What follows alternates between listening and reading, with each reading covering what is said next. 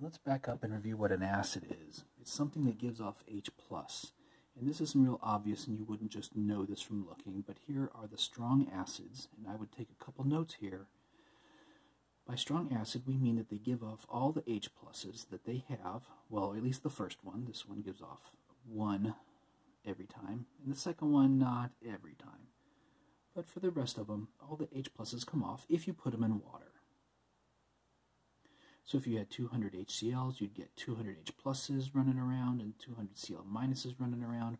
But for the purposes of finding pH, we wouldn't really consider the Cl-. We just want the fact of the moles or the molarity of the H+. And molarity is moles over liters, moles divided by liters. Well, these are giving H+ off, and there's a whole bunch of other ones that are weak acids, but here are the strong ones, which is all we're going to consider for now.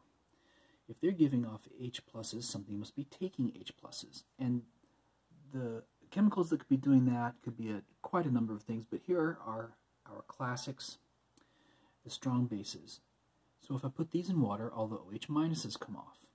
So if I knew the molarity of this, I would also know the molarity of the CS+ that came off, and that OH- that came off. Because if I made a solution that was 2 molar or 2 molarity in this, I'd know that I'd get 1 CS+ running around and 1 OH- running around. So I'd have 2 molarity of this and 2 molarity of that, because they would divide evenly. So if I know the molarity of the whole thing, I know the molarity of the OH-. I do also know the molarity of the cesium, but since that doesn't really affect the pH, we would sort of forget that. And we would just concentrate on the OH-. Here's our kind of classic acid-base reaction. Here's my H+ that would come off my strong acid. Here's my OH- that would come off my strong base. And H and OH is 2 H's and an O, which is water. And then B is the plus in this ionic substance, and A is the minus in this ionic substance. So I would get BA, because we always put the plus on the left side. Now this would probably be aqueous, and would be dissolved in water, and these wouldn't really be attached, probably. They'd really be B+ and A- running around separate, not a solid. Let's try number 1, part of it. Calculate pH and pOH. So, pH is the negative log of the H+ molarity. Well, if they just tell us, here's the H+ molarity, we take the negative of the log of. And this one we can just do in our heads, because log means 10 to the what power will get me that? Well, 10 to the -6, of course, will get me 10 to the -6, except that pH is the negative of that answer. So instead of -6, we're going to say it's +6, just because most people get confused with negative numbers, and they'll tell you stuff like -6 is bigger than -4, which of course is wrong. So I'm going to show you on my calculator.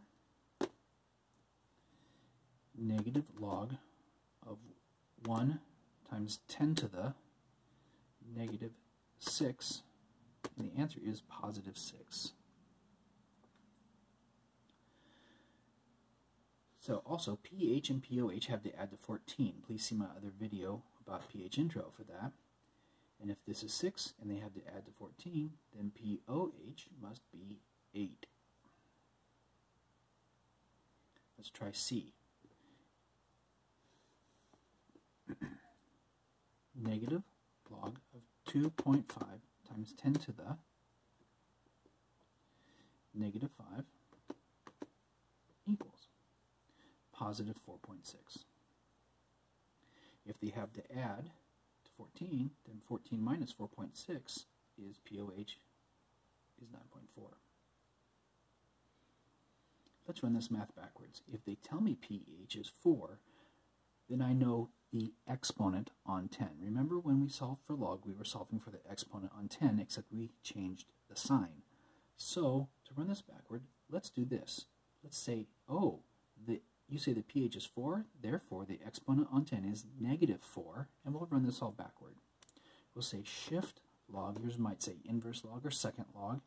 And I know in this calculator it doesn't look like it, but that 10x has the x as an exponent, really. So when I'm going to type negative 4 here, it's going to be the exponent on 4. 10 to the negative 4 gives me 10 to the negative 4, of course. Now, these also have to multiply. The molarities, brackets means molarity.